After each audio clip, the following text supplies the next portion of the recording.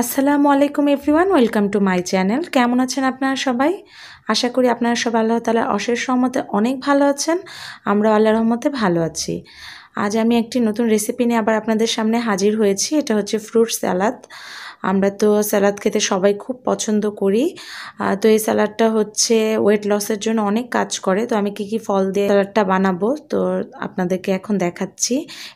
এখানে আমি নিয়েছি কমলা, তারপর নিয়েছি এখানে আঙুর, তারপর আমি যা যা নিয়েছি এখানে হচ্ছে আমি মালটা নিয়েছি, তারপর আমি গ্রিন যে অ্যাপেলটা পাওয়া যায় সেটা নিয়েছি, আর আমি নিয়েছি এখানে এই নাশপাতি।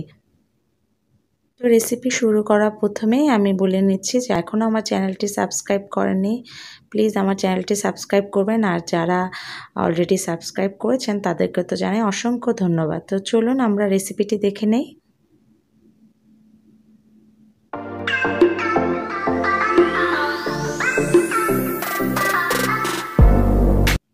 তো এখানে আমি বিট লবণ নিয়েছি, 2 রকমের লবণ নিয়েছি, বিট লবণ আর যে আমরা খাওয়ার সাদা লবণটা সেটা। আর এখানে আমি নিয়েছি টক দই।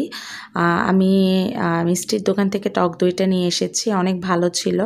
এবার আমি এক এক করে ফলগুলো কেটে নেব। তো আমি প্রথমে একটা গ্রিন অ্যাপেলকে এরকম ছোট ছোট টুকরা করে কেটে নিচ্ছি, যে যার পছন্দ মতো করে কেটে নিতে পারেন।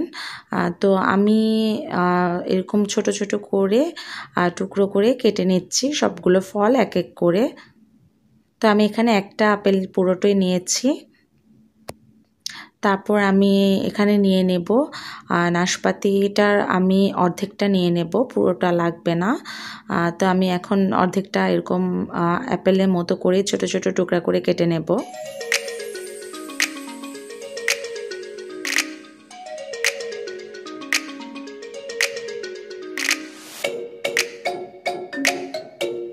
তো ছোট ছোট টুকরা করে কেটে নেওয়ার পর আমি সবগুলোকে একটা বাটিতে তুলে নিচ্ছি। তারপর আমি এখানে আঙুরগুলো নিয়ে নিচ্ছি।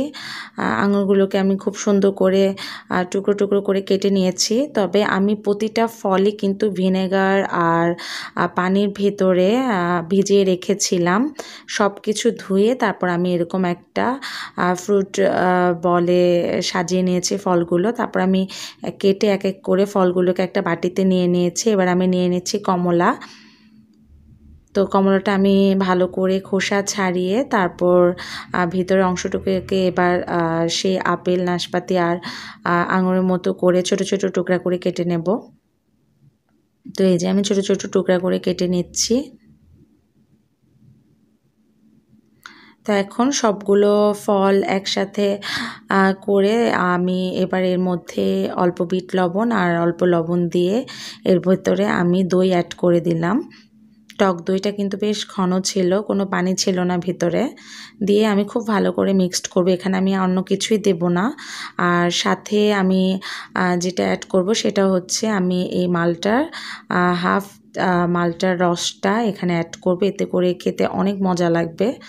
তো আমি মালটা জুসটা এটার ভিতরে দিয়ে দিচ্ছি। তারপর আমি একটা ডিশে এরকম একটু চারপাশ দিয়ে একটু অ্যাপেল আর মালটা দিয়ে সাজিয়ে নিয়ে এর ভিতরে আমি স্যালাডটা দিয়ে দিচ্ছি।